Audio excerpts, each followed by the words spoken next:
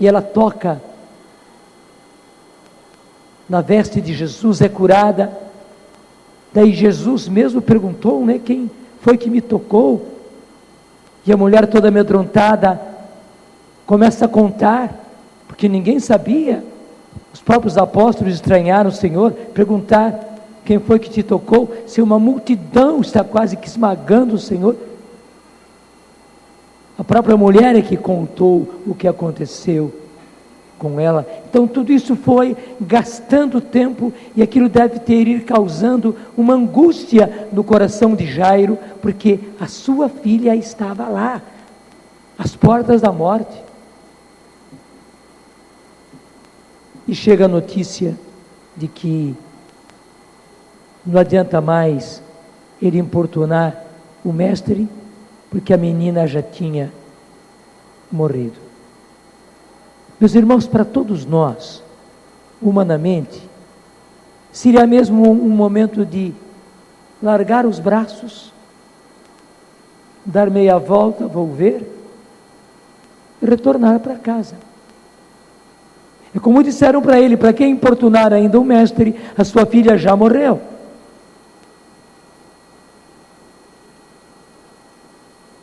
Só que nesse momento Jesus ouve,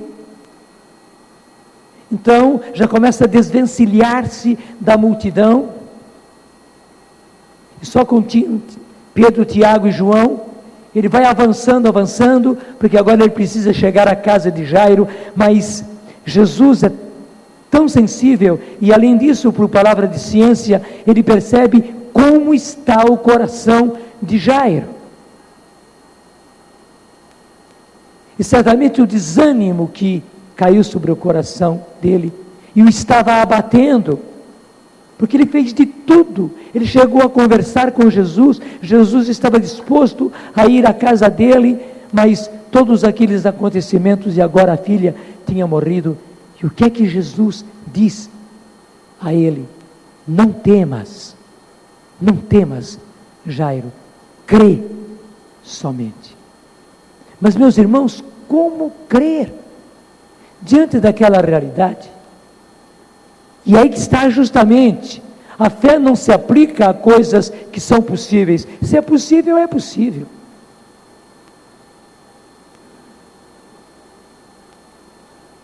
A fé se aplica naquilo que não é possível. O melhor falando, a fé se aplica àquilo que humanamente é impossível. Somente que, como para Deus nada é impossível, isso está claro na palavra de Deus, e tudo é possível àquele que crê. Quando se une Deus que pode tudo, para quem nada é impossível, a fé daquele que crê, para quem tudo é possível, juntando-se as duas coisas, o poder de Deus e a fé da pessoa, o impossível acontece. E aconteceu. Você ouviu na narração que o povo todo já estava lá chorando. E interessante, naqueles tempos os judeus eram até exagerados durante aqueles velórios, porque eles choravam escandalosamente. Especialmente havia senhoras que eram chamadas carpideiras, que numa boa tradução seria choradeiras, né? A profissão delas era chorar em velórios. Então choravam daquela maneira aberta, até provocando choro nos outros. E Jesus vai até a menina, a toma pela mão, lhe dá uma ordem: menina, eu te ordeno, levanta-te. E o milagre acontece. 2 milagres maravilhosos. Mas quando, ontem à noite, preparando esta missa, e olhando para a primeira leitura da carta dos Hebreus, eu dizia para mim mesmo: milagre maior do que esses 2 narrados aqui, que são maravilhosos. Aliás, milagre é sempre milagre, Mas nós podemos dizer, milagre maior é aquele que está anunciado na primeira leitura. E veja como é que começa o trecho de hoje da carta aos Hebreus, na qual nós estamos caminhando. Irmãos, rodeados como estamos por tamanha multidão de testemunhas, porque o capítulo 11 falou o tempo todo de homens e mulheres de Deus maravilhosos, que sofreram tudo, mas acreditaram, que lutaram, que viram seus filhos morrer, mas também muitos deles viram seus filhos serem ressuscitados, que enfrentaram tudo, que enfrentaram até mesmo as feras, o que quer dizer, enfrentaram o martírio, mas sim, ficaram fiéis a Deus. Então diz agora a carta aos Hebreus, rodeados por tantas testemunhas, por tamanha multidão de testemunhas, desvencilhemo-nos das cadeias do pecado. E essa expressão, desvencilhar-se, ela é muito boa, ela é muito forte. Desvencilhemo-nos das cadeias do pecado, porque aqui a palavra de Deus está mostrando que o pecado não é apenas um ato. A gente faz algo errado, portanto, comete um pecado, comete um ato de pecado, mas aqui a palavra de Deus está mostrando que se a gente peca, e peca, e peca, e peca, o pecado vai nos envolvendo, e nos amarrando, e nos prendendo, como que em cadeias. Não apenas a pessoa está presa por cadeias, mas ela vai sendo envolvida, então a palavra de Deus tem que dizer que é necessário desvencilhar-se. A pessoa está tão amarrada, tão presa por todos os lados, que é preciso desvencilhar-se de todas essas cadeias do pecado. E diz ainda, e empenhemo-nos com perseverança no combate que nos é proposto, com os olhos fixos em Jesus. E explico o porquê. Porque vós ainda não resististes até o sangue na vossa luta contra o pecado. Meus irmãos, eu sou obrigado a dizer que nós cristãos, infelizmente, esquecemos-nos, e muitos se esqueceram totalmente disso. E para eles já não existe mais luta contra o pecado. Pelo contrário, nem quer dizer que as pessoas querem pecar.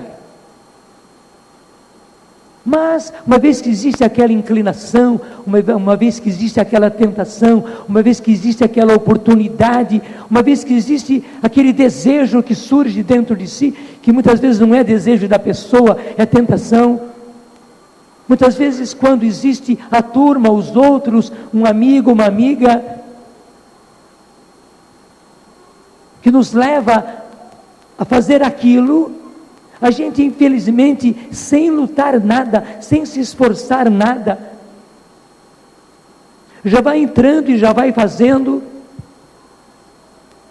e o pecado se torna na nossa vida como beber um copo d'água. E a pessoa, com toda a facilidade, vai bebendo água. E vai sendo amarrado e preso por todos os lados, na mente, no coração, nos sentimentos, na vontade, principalmente nos sentidos, porque a nossa carne funciona. Vamos sendo amarrados, presos pelo pecado, porque o pecado é assim. Meus irmãos, o pecado não é uma coisinha qualquer, não. É muito mais do que uma doença.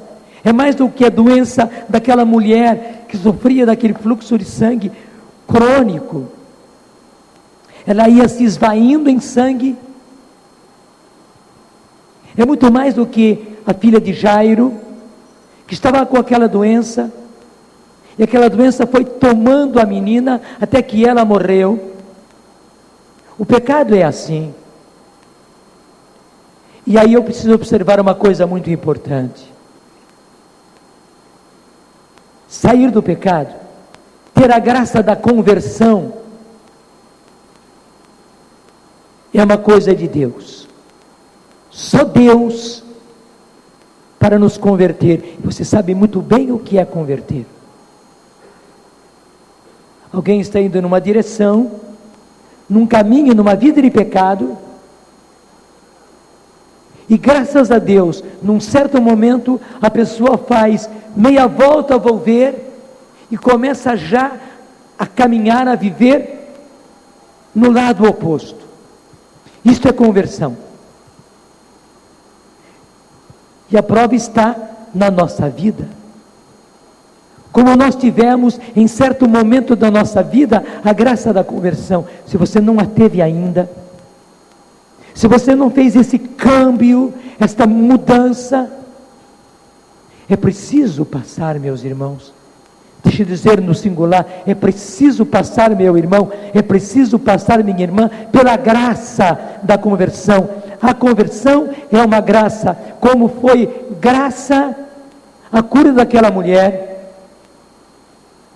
e como foi conversão a ressurreição, porque há pessoas que estão apenas doentes do pecado, e uma doença crônica, como aquela mulher, mas é preciso de Deus, é preciso de Jesus, o Salvador, aquele que derramou por nós o seu sangue. É só pelo sangue de Jesus, é só pela cruz de Jesus, que nós somos arrancados da situação de pecado.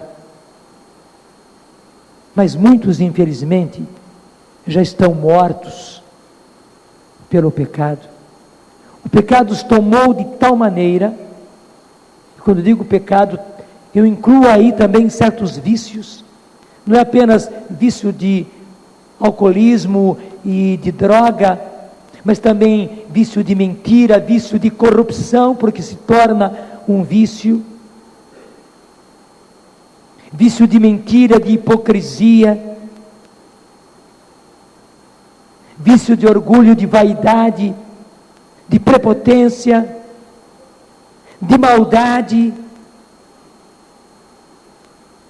Pessoas que, desculpe a expressão popular, né, se tornam ruins. Aliás, o popular diz ruim, mas é ruim. Se torna. A pessoa vai sendo tomada pela maldade, de maneira que se torna um vício para ele.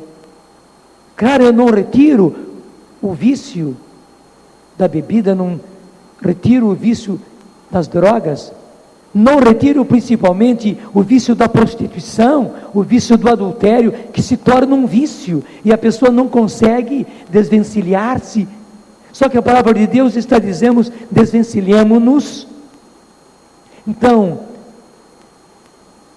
a conversão inicial, a reviravolta na nossa vida, só se faz por Deus, só se faz pela intervenção de Jesus. Evidente, a pessoa precisa acolher, precisa aceitar. Mas, se nós vamos analisar na nossa própria vida, não fomos nós que nos convertemos, porque muitos, por exemplo, quem bebe, diz, não, eu bebo porque eu quero, porque eu gosto, quando eu quiser eu deixo. Muitos que fumam, dizem, não, eu fumo porque eu fumo, mas quando eu quiser eu deixo. O médico às vezes diz à pessoa, o senhor, a senhora, não pode mais fumar, por causa da sua situação de saúde, e a pessoa diz, bom, eu vou deixar de fumar quando eu quiser, e quando eu quiser eu deixo, só que nunca deixa.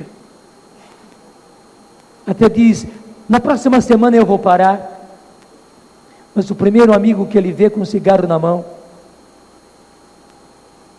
ou ele não é capaz de ficar sem a carteira, de cigarro no bolso, ou se a família até já impediu e tal, esconde num lugar, e na hora que ninguém percebe, já está a pessoa pegando o seu cigarrinho, só para dizer como os vícios nos tomam. E é uma graça de Deus nós termos a conversão.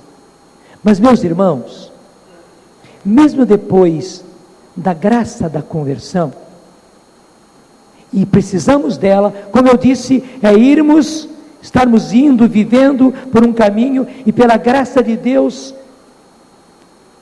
fazermos um câmbio, um retorno, e caminhar pelo caminho oposto. Mesmo depois disso, por causa do pecado original, e por causa do peso que o pecado foi tendo na nossa vida, pelo fato de o pecado ir nos emaranhando a partir da mente, dos sentimentos, da vontade,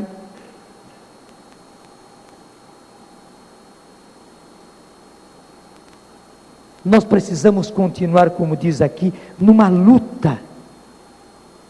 Empenhemo-nos, e empenho quer dizer empenhar-se. Há uma tradução também que diz esforcemo-nos, a outra que diz lutemos com perseverança no combate que nos é proposto, com os olhos fixos em Jesus. Para dizer para nós, gente, vai ser uma luta, vai ser uma briga. E o final do trecho de hoje, da carta aos Hebreus, diz: porque vós ainda não resististes até o sangue, porque é uma questão de resistência. Você largou de fumar, mas se você não é resistente, você já volta. Você bebia, você até mesmo era alcoólatra, e graças a Deus, você passou por uma conversão, não está bebendo mais. Mas se você não luta, se você não combate, se você não faz como os alcoólatras anônimos dizem, eu não posso tomar o primeiro gole, porque eles dizem, eu sou alcoólatra. Até às vezes a pessoa tem 5, 10, 20 anos de sobriedade em que ele ou ela não bebe mais. Mas eles dizem, se eu beber o primeiro gole, porque eu sou alcoólatra, e o alcoolismo é uma doença, e o pecado é bem semelhante a uma doença, se eu tomar o primeiro gole, dizem eles, se eu botar um cigarro na minha boca, eu volto. E a mesma coisa é com o adultério, a mesma coisa é com a prostituição, a mesma coisa é com a mentira, e todos os outros tipos de pecado, não só os tais pecados clássicos, né? De matar, roubar, se prostituir, adulterar, mas esses pecadinhos, que não são tão pecadinhos, mas que nos amarram mesmo, de sermos mentirosos, de mentirmos, de sermos fofoqueiros, de sermos orgulhosos, de sermos prepotentes, de sermos maldosos e ruins.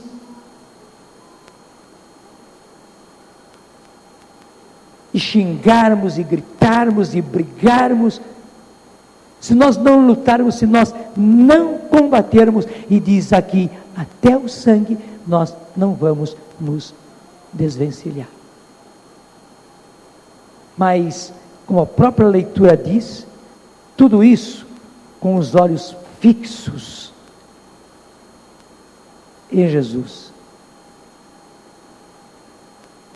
que em nós começa e completa a obra da fé. Ele começa com a nossa primeira conversão e completa a nossa conversão. Nós largarmos, nós deixarmos, nós sermos desvencilhados do pecado. Eu sei que você quer. Eu não sei em que tipo de pecado, em que tipo de vício você está emaranhado. Mas, meus irmãos, hoje e agora é o dia de colocar no altar do sacrifício de Jesus, porque daqui a pouquinho Jesus vai renovar. Aliás, já estamos no ato da celebração, é que o ato central é a consagração, Jesus vai renovar aqui o sacrifício da cruz, que desvencilhou-nos do pecado e é capaz de desvencilhar-nos do pecado. Nós vamos colocar aqui o nosso pecado. E veja, mesmo que você esteja lutando e não conseguiu ainda desvencilhar-se completamente, o que é que Jesus diz a você? Aquilo que ele disse a Jairo: não temas, crê somente. E por que Jesus podia dizer isso? Porque Jesus estava ao lado de Jairo. Jesus estava andando com Jairo para a casa dele, onde a menina estava morta. Então Jesus podia dizer: não temas, crê somente. E a grande verdade é essa: mesmo que você caminhe nos caminhos do pecado, claro, não é o que Jesus quer, como Jesus também não queria que a menina morresse. Mas se você está nessa situação, e há tanto tempo você luta para desvencilhar-se das cadeias do pecado, e ainda não conseguiu, principalmente, saiba, Jesus não abandonou você, e não vai abandonar. Ele está ao seu lado. E o que Ele está repetindo para você é isso: não temas. Mas como não temer, Senhor, se eu continuo sentindo tudo isso? Não temas. Não discuta comigo, não temas, crê somente. E crê somente porque eu estou ao seu lado. Põe os seus olhos fixos em mim, como diz a carta aos Hebreus, e caminhe neste combate. Persevere nesse combate. E Jesus diz: o restante é comigo. Como eu fiz com aquela mulher, ela curou-se de um mal que médico nenhum tinha conseguido curá-la. Eu vou lhe dar a mão e vou levantar você, só que eu preciso do seu combate. Assim como eu lhe dei a primeira conversão, eu quero lhe dar uma conversão completa. Lute, lute, lute, lute. E vai chegar a hora de eu lhe dar a mão e te levantar e te tirar daí, porque eu sou o Senhor também sobre o pecado que dominou você. Em nome do Pai, do Filho e do Espírito Santo. As pessoas que estão perdidas estão sendo cercadas pelo Senhor, que quer incutir nelas o seu Espírito